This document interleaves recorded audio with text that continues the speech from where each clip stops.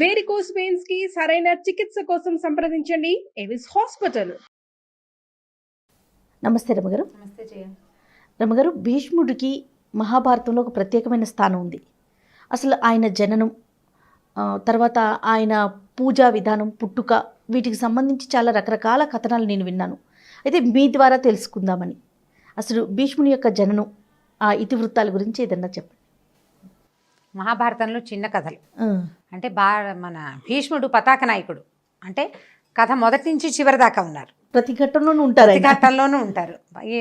అంటే కదా ప్రతి ఒక కథలో ముందు నుంచి చివరి దాకా ఉండే క్యారెక్టర్స్ కొన్ని ఉంటాయి. అయితే చిన్న కథల రూపంలోనూ చెప్పుకోవచ్చు. మహాభారతం మొత్తం కథ చెప్పినా భీష్ముల వారు ప్రతి చోట మనకు కనపడతారు. శకునిలాగానే. శకునికి ప్రతినాయకుడు పాత్రలో ఉన్నాడు. ఈయన పతాక నాయకుడు అనే చెప్పాలి. ఈయన ఎక్కువగా ఉన్నారు. అయితే భీష్ముడి కథ చెప్పడానికి ముందు భీష్ముడిని ఆయన గురించి చెప్పుకోవాలంటే ఆయన ఒక సిద్ధాంతకర్త, ఒక మహాభక్తుడు. ఇవి రెండు ప్రత్యేకంగా చెప్పాలి. ఎందుకంటే ఇచ్ఛామరణం కలిగిన వ్యక్తులు లోకంలో చాలా తక్కువ మంది ఉంటారు. ఆయన ఎప్పుడు కావాలంటే అప్పుడు మరణించగలిగే వరం కలిగిన వాడు భీష్ముడు. ఎంత అదృష్టవంతుడు! ఆయన అదృష్టం అది, అట్లాంటిది తెచ్చుకున్నాడు ఆయన. అయితే ఇప్పుడు ఈ భీష్ముడి జననం శాపకారణంగా జరిగిందని చెప్తారు. ఆయన మామూలుగా సాధారణంగా భూమిని ఉద్ధరించడానికి పుట్టలేదు, అలా చెప్పబడలేదు మహాభారతంలో. అంటే అలా కనపడుతుంది అనమాట. అష్టవసువులు అంటే 8 మంది వీళ్ళు అన్నదమ్ములు, బ్రహ్మమానస పుత్రులు అని చెప్తారు. వీళ్ళట ఒకసారి వనవిహారం చేస్తూ వశిష్ఠుడి ఆశ్రమానికి దగ్గరలో ఆయన ధేనువును చూసి చాలా సరదా పడ్డారు. ఆయన దగ్గర ఒక ఆవు ఉంది. ఆ ఆవును చూసి చాలా సరదా పడ్డారు. కామధేను అని చెప్తారు. అయితే వీళ్ళు ఏం చేశారంటే ఆ ధేనువుని తోలుకుపోయారు, తీసుకెళ్ళిపోతే ఆఖరి వాడు, అష్టవసువుల్లో 8వ వాడు, దాన్ని తీసుకెళ్ళటానికి ఉత్సాహపడి తనతో లాక్కెళ్ళాడనమాట. ఈ పై వాళ్ళంతా అతనికి సహాయం చేసేసరికల్లా వశిష్ఠుడు దివ్య దృష్టితోటి ఈ సంగతి తెలుసుకుని, ఈ పని మీరు దేవయోనులైన వాళ్ళు మీరు చేయకూడదు, బ్రహ్మమానస పుత్రులు దేవసంతతికి చెందిన వాళ్ళు, మానవులు చేసే తప్పిదాన్ని చేశారు కాబట్టి మనుషులుగా పుట్టండి అని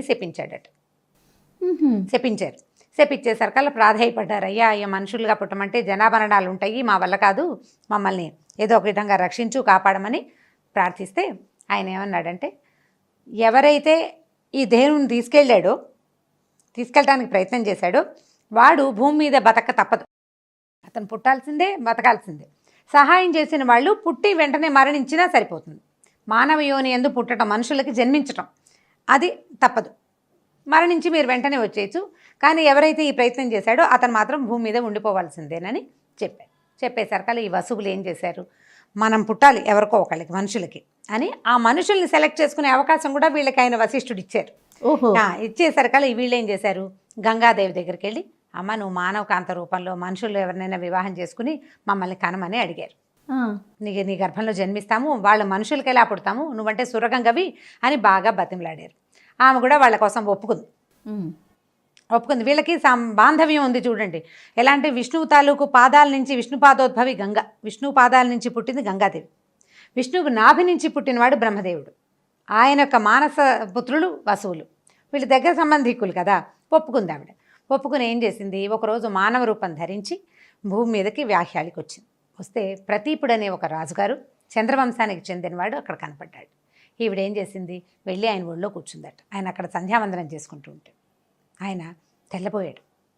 ఏమిటమ్మా అంటే, నేను ఎవరినైనా మానవుడిని వివాహం చేసుకోవాలని చెప్తే ఆయన ఏమన్నాడంటే, అమ్మ మా వంశంలో తండ్రి తొడ మీద కూతురు కానీ కోడలు కానీ కూర్చోవచ్చు, నువ్వు ఇప్పుడు వచ్చి నా తొడ మీద కూర్చున్నావు, ఇది కోడలవ్వాలి లేదా కూతురు అవ్వాలి, తప్ప నేను నిన్ను వరించడానికి వీల్లేదమ్మా. ఒక పని చెయ్యి, నాకు భవిష్యత్తులో కుమారుడు కనుక జన్మిస్తే నువ్వు అతన్ని వరించవచ్చు అని చెప్పాడట. కోడలిగా ఒప్పుకున్నాడు ఆయన. తర్వాత కాలంలో ఈవిడ ఇప్పుడు తండ్రి ఒళ్ళో కూర్చున్న ఆవిడ కొడుకుని పెళ్లి చేసుకోవటం ఏమిటని మనకు అనిపిస్తుంది విచిత్రంగా. ఈవిడేమో అమ్మ దైవాంశే కదా, అప్పుడు ఒక మానవ రూపం ధరించి వచ్చింది, తర్వాత మళ్ళీ మానవ రూపం ధరిస్తుంది. ఆవిడ వాళ్ళకి జరామరణాలు ఉండవు, వృద్ధాప్యం ఉండదు, ఎప్పుడు నిత్యయవనులుగా ఉంటారు దేవతలు. చాలా కాలం తర్వాత ఈయనకు ఒక కుమారుడు జన్మించాడు. ఆయన శంతనుడు, ఆయన పేరు శంతనుడు అనే రాజు. భూమి మొత్తానికి ఆయనే రాజు. సరే ఈవిడేం చేసిందంటే ఈ శంతనుడిని వివాహం చేసుకునే ఉద్దేశంలో ఉంది. ఒకసారి శంతనుడు గంగానది తీరానికి సాయంకాలం వ్యాహ్యాళికి వచ్చాడు. ఈవిడ మానవ రూపం ధరించి ఆయనకు కనపడేసరికల్లా ఆయన ఆవిడని చూడగానే ప్రేమించాడు. తనని వివాహం చేసుకోమని అడిగాడు. అప్పట్లో ఈ ప్రపోజ్ చేయటము ఇవన్నీ చాలా సహజమైన సంగతులుగా మనకి భారత కథలో ఎంతమంది కనిపిస్తారో, కనపడంగానే నన్ను పెళ్లి చేసుకో అని దానికి ఏ విచక్షణ లేకుండా ఆ అమ్మాయిని పెళ్లి చేసుకు తెచ్చుకోవడం కనపడుతుంది. నాకు చిన్నప్పుడు ఈ కథలు చదివినప్పుడు ఆశ్చర్యంగా ఉండేది, ఇదేమిటి ఇలా అడుగుతారా అని. ప్రపోజ్ చేయడం అనేది ఒక పెద్ద విషయం కదా, కానీ అలా సింపుల్గా ప్రపోజ్ చేసేవాళ్ళు. ఆవిడ కూడా ఒప్పుకుంది. ఏమని చెప్పిందంటే, నేనేం చేసినా నన్ను నువ్వు ఏమీ అడగకూడదు. ఇది ఎక్కడ న్యాయం అండి? అంతే, నువ్వు అడిగేదాకా నువ్వు ఏదైనా అడిగావో నేను వెళ్ళిపోతా, నువ్వు అడగకపోతే నీతో ఎన్నాళ్ళైనా ఉంటాను. సరేనా? ఒప్పుకున్నాడు. ఆవిడ నచ్చింది ఆయనకి. ఊరుకోవటమే, ఆమె ఏం చేసినా ఊరుకుందాం అనుకున్నాడు. సరే, తెచ్చుకున్నారు, వివాహం చేసుకున్నారు. సరే, కలిసి కాపురం చేస్తుండేవారు. ఆవిడ గర్భవతి అయింది. ఒకనాట సాయంకాలం చీకటి పడ్డాకో తెల్లవారుజామునే కన్నది. డెలివరీ అయిపోయింది. మగ పిల్లాడు పుట్టాడు. అందరూ చెప్పుకున్నారా, ఆహాహా అమ్మాయికి గంగాదేవికి మగ పిల్లాడు పుట్టాడు అన్నారు. ఈవిడ ఏం చేసింది, సరే డెలివరీ అయింది. రాజుగారు పిల్లాడిని చూడడానికి వస్తున్నాడు. ఈవిడ మంచం మీద లేచి పిల్లాడిని చంకలో పెట్టుకుని చేత్తో పట్టుకుంది. చకచక బయటికి నడవటం మొదలెట్టింది. ఆవిడ ఎక్కడికి వెళ్తుందో దాసదాసి జనానికి అర్థం అవ్వలేదు. రాజుగారు కూడా ఆశ్చర్యపోయాడు. బాలింతరాలు, అప్పుడే కన్నది, పిల్లాడిని ఎత్తుకుని వెళ్తోంది బయటికి. ఆవిడ వెనకాలే రాజు కూడా వెళ్ళాడు. ఆవిడ అలా గంగా తీరానికి వెళ్ళి ఎత్తి విసిరేసింది గంగలోకి పిల్లాడు. నిర్ఘాంతపోయాడు రాజు. ఏం చేయాలో తెలియలే. అడిగితే వెళ్ళిపోతుంది, అదే అడగటానికి లేదు. అడిగావా వెళ్ళిపోతుంది. ఆవిడ తిరిగి వచ్చి రాజును చూసి చూడట్టుగా చూసేసి వెళ్ళిపోయింది మామూలుగా. ఆయన మొహంలో 1,15,00,000 ప్రశ్నలున్నా ఆవిడ దగ్గర ఒక్క సమాధానం కూడా లేదు, నవ్వు తప్ప ఏమీ లేదు. ఈయనకి ఏం చేయాలో తెలియలేదు. చాలా దిగులు పడ్డాడు, ఇదేమిటి ఇలా అయింది అని.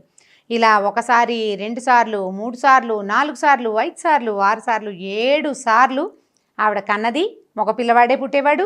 ఈ పుట్టిన మగ పిల్లాడిని ఈ పిల్లాడిని ఎత్తుకుని ఈవిడ గబగబా గంగా నదికి నడిచి వెళ్ళిపోయేది. ఆ పిల్లాడిని ఎత్తి గంగలో పడేసేది. వీళ్ళు 2-3 కాన్పులు అవ్వగానే ప్రజలందరికీ దాసదాసి జనానికి తెలిసిపోయింది, ఈవిడికి ఏదో తిక్క తిరుగుతుంది.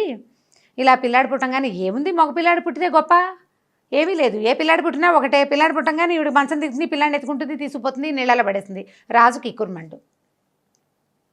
మామూలుగా రాజాస్థానాల్లో మగపిల్లాడు పుట్టాడంటే తర్వాత రాజు పుట్టినట్టే కదా. చక్రవర్తి కుమారుడు, రేపొద్దున వీడే మన భవిష్యత్తు రాజని ఆశ పెడుతుంది ప్రజ.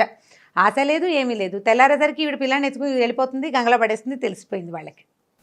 ఇలా 7 సార్లు జరిగింది. 8వసారి ఇక ఆయన ముందే నిర్ధారించుకున్నాడు, ఈసారి మాత్రం ఇంకా ఈమెను స్పేర్ చేయకూడదు, ఎలాగైనా ఈవిడిని అడిగేయాలని. ఉంటే ఉంటుంది, వెళ్ళిపోతే వెళ్ళిపోతుంది. ఆవిడ సిద్ధంగానే ఉంది ఆవిడ కూడా సమాధానం చెప్పడానికి. సరే 8వసారి కన్నది. సరే లేచింది, పిల్లవాడిని ఎత్తుకుంది. మళ్ళీ పిల్లాడే ఆ పిల్లాడిని ఎత్తుకుంది నడుస్తోంది. ఆయన గబగబా వెళ్ళాడు రాజు. గంగ దాకా వెళ్ళేసరికి పట్టుకున్నాడు ఆవిడ్ని.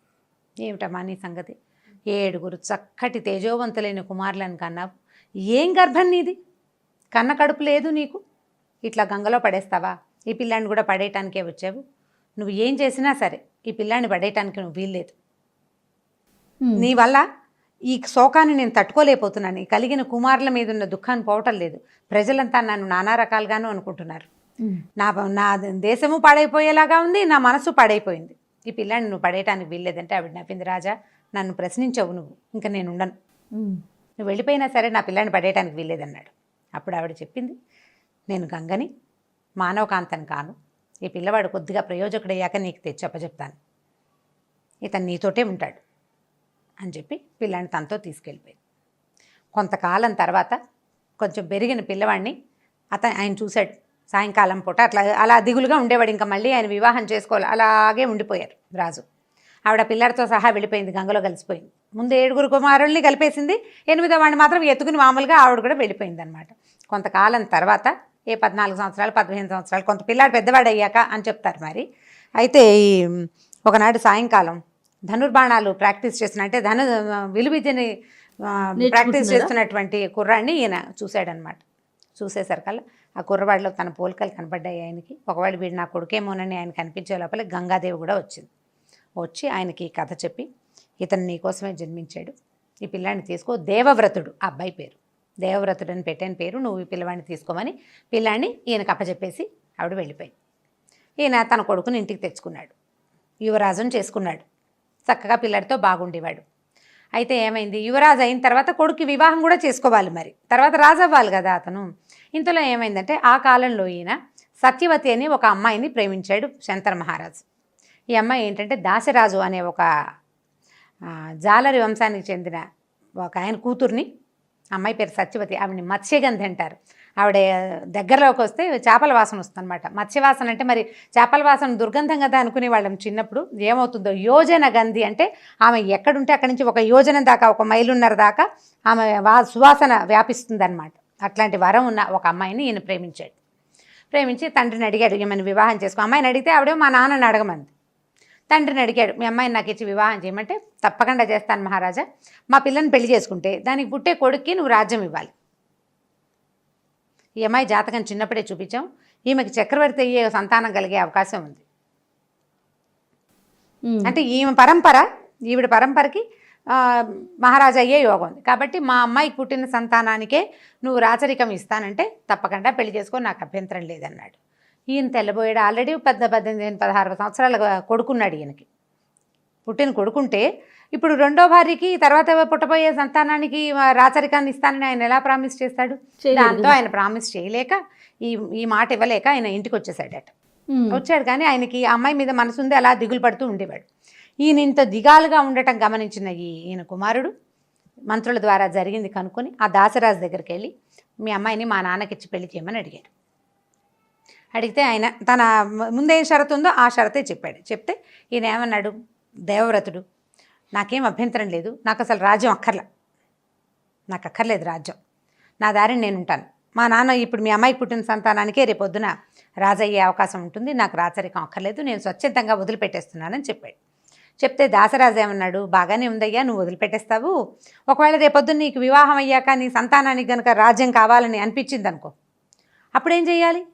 వాళ్ళు వీళ్ళు కొట్టుకోరు, ప్రజలంతా నిన్నే సమర్థిస్తారు. ఎందుకంటే నీ పిల్లలకే ప్రథమ అర్హత ఉంది కాబట్టి. ఇప్పుడు అర్హత లేదు రెండో భార్య సంతానానికి, ప్రధానమైన అర్హత ఉంది పెద్ద భార్య కొడుకే ఉంటుంది. ప్రజలంతా నిన్నే సపోర్ట్ చేస్తారు కదా అనేసరికల్లా ఈయన ఏం చేశాడంటే పంచభూతాల సాక్షిగా జీవితంలో వివాహం చేసుకోనని ప్రతిజ్ఞ చేశాడు. తండ్రి కోసం భీషణమైన ప్రతిజ్ఞ చేశాడు కాబట్టి ఆయన భీష్ముడు అన్నారు. ఇక వివాహం నేను చేసుకోను, జీవితానికి వివాహం లేదు అని ప్రతిజ్ఞ చేసేసరికల్లా ఈ దేవదుందుబులు మోగాయి అని చెప్తారు. అక్కడి నుంచి దాసరాజు ఆ కుమార్తెనిచ్చి పెళ్లి చేసేసాడు శంతనుడికి. ఈ భీష్ముడు అనే పేరు వచ్చింది దేవవ్రతుడికి. అప్పటి నుంచి ఆయన ఆ వంశాన్ని, తండ్రి వంశాన్ని కాపాడుతూనే ఉన్నాడు చివరి వరకు. ఇప్పుడు అక్కడ ఉన్న వాళ్ళలో ఎవ్వరూ అతనికి రక్త సంబంధికులు కాదు, ఎవ్వరూ కాదు. భారత కథే మనకు విచిత్రంగా ఉంటుంది. ఇంతకుముందు ఒకసారి చెప్పుకున్నాం కదా, ఈ భీషణమైన ప్రతిజ్ఞ చేసిన భీష్ముడు చివరి వరకు ఉండి యుద్ధంలో పడిపోయి కూడా ఇచ్ఛామరణం ఎప్పుడు కావాలంటే అప్పుడు మరణించే అవకాశం ఉండటంతో ఆ ఏకాదశి వచ్చేదాకా, అంటే ఉత్తరాయణ పుణ్యకాలం వచ్చేదాకా ప్రాణాలని నిలబెట్టుకుని ఉంచుకుని ఉత్తరాయణ పుణ్యకాలం వచ్చాకే తన ప్రాణాన్ని విడిచిపెట్టారు. ఈ భీష్ముడు, ఆయన పేరే భీష్ముడు అనుకుంటాం, పేరు భీష్ముడు కాదు.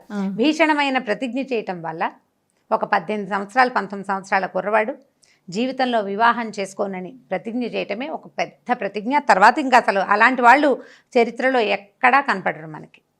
వివాహితులు ప్రతిజ్ఞలు చేసిన వాళ్ళు కనిపిస్తారు, ఇలాంటిది కనిపించదు. అందుకని భీష్ముడు చాలా ప్రత్యేకమైన భీష్మ ప్రతిజ్ఞ చేయటం అంటాం కదా. భీష్మ ప్రతిజ్ఞ అంటే ఇదే, వివాహం చేసుకోను అన్నాడు, స్వచ్ఛందంగా రాజ్యాన్ని వదిలిపెట్టేశాడు. తర్వాత తమ్ముళ్ళని కాపాడాడు, తమ్ముళ్ళ పిల్లల్ని కాపాడాడు, వాళ్ళ పిల్లల్ని కాపాడారు. ఎన్ని తరాలో అన్ని తరాల్ని ఆయన కాపాడి పిల్లల్ని శ్రద్ధగా చాలా బాగా కురువంశాన్ని కాపాడుకొచ్చారు. అంటే చంద్రవంశానికి అంటే పెట్టని కోటగా ఆ వంశానికి ఉండిపోయాడు ఆయన. అదే భీష్ముడి ప్రత్యేకత. అయితే గంగా గర్భాలు అవన్నీ మనకి కొంచెం చిత్రమైన కథగా ఉంటుంది. వసువులకి ఆవిడ మాట ఇచ్చింది, పుట్టిన పిల్లల్ని పుట్టినట్టు తీసుకెళ్లి గంగలో వదిలేసింది. వాళ్ళు తమ మామూలు లోకాలలోకి వెళ్ళిపోయారు. ఒకళ్ళ తర్వాత ఒకళ్ళు మానవ యోనిని యందు జన్మించటమే అతిపెద్ద దుష్కరమైన కష్టంగా చెప్తారు పురాణ గాథల ప్రకారము. ఇప్పుడు ఒక జీవి ఒక చిన్న ప్లేస్లో అలా ఇరుక్కుని ఉండటం, మాతృగర్భం అంటే హింస, మహాహింస, ఒక చిన్న దాంట్లో ఉండటం, ఒక ఇరుకైన ద్వారం నుంచి ప్రాణావశిష్టంగా తల్లికి ప్రాణం పోతుందో బిడ్డకు ప్రాణం పోతుందో తెలియదు, అలా బయటికి రావడమే అతిపెద్ద బాధగా చెప్తారు. ఆ పెద్ద బాధని భరించి మళ్ళీ తమ శాపాన్ని పోగొట్టుకుని వెళ్ళిపోయారు వాళ్ళు. కానీ పొరపాటు చేసినటువంటి ఆఖరి వాడైన వసువు ఇలా ఉండిపోయాడనమాట భూమి ఈ మీద సందర్భంగా తల్లి గొప్పతనం మాట్లాడుకోవాలి, అదే మనం కదా. గుర్తించాలి, భీష్ముల వారి ప్రతిజ్ఞ, గొప్పతనం ఆయన ఆయన ప్రతిజ్ఞ తెలుసుకోవాలి. అంటే భీష్ముడి గురించి మనం వేరు క్యారెక్టర్స్ గురించి చెప్పుకుంటాం అనుకోండి. అవునండి. మహాభారతంలో భీష్ముడి క్యారెక్టర్ గురించి చెప్పుకునేటప్పుడు ఈ కథ చెప్పుకోవచ్చు. పిల్లలకి చెప్పడానికి ఇది మంచి చాలా కథే. బాగుంది. ఇప్పుడు కొంత బ్రీఫ్ చేయొచ్చు. నేను మీకు తల్లులకు కాబట్టి బాగా వివరంగా ఇలా చెప్పాను. అవును. కొద్దిగా బ్రీఫ్ చేసి కనుక చెప్తే ఇలా ఈవిడ పిల్లల్ని పడేసింది అది కూడా చెప్పచ్చు, ఏం కాదు. కానీ ఈ మాతృగర్భం లాంటి సంఘటనలు కొంచెం ఆపుకున్న సులువుగా పిల్లలకి చెప్పచ్చు. ఇవి అమరచిత్ర కథల్లో కూడా భీష్మ స్టోరీ కనపడుతుంది. చిన్న ఒక 15 పేజీలు 12 పేజీల కథలు కనిపిస్తాయి. ఇలాగే ఆయన ఎలా పుట్టారు ఏమిటి అనే కథ కనిపిస్తుంది. చాలా బాగుంది రమ్మగారు. నీకు తెలీదా ఇప్పటిదాకా? నేను కొద్దిగా తెలుసు కానీ వివరంగా కొంచెం తెలీదు. తెలుసు కానీ ఇంత వివరంగా తెలియదు. చాలా బాగుంది రమ్మగారు. పిల్లలకి చెప్తానికి కూడా మీరు అన్నట్లుగా బాగుంటుంది. ఇంకొక స్టోరీలో మళ్ళీ కలుద్దామండి. తప్పకుండా. నమస్తే. నమస్తే. ఈ వీడియో కనుక మీకు నచ్చినట్లయితే లైక్ చేయండి, షేర్ చేయండి. మరిన్ని వీడియోస్ కోసం మా ఛానల్ని సబ్స్క్రైబ్ చేసుకోండి.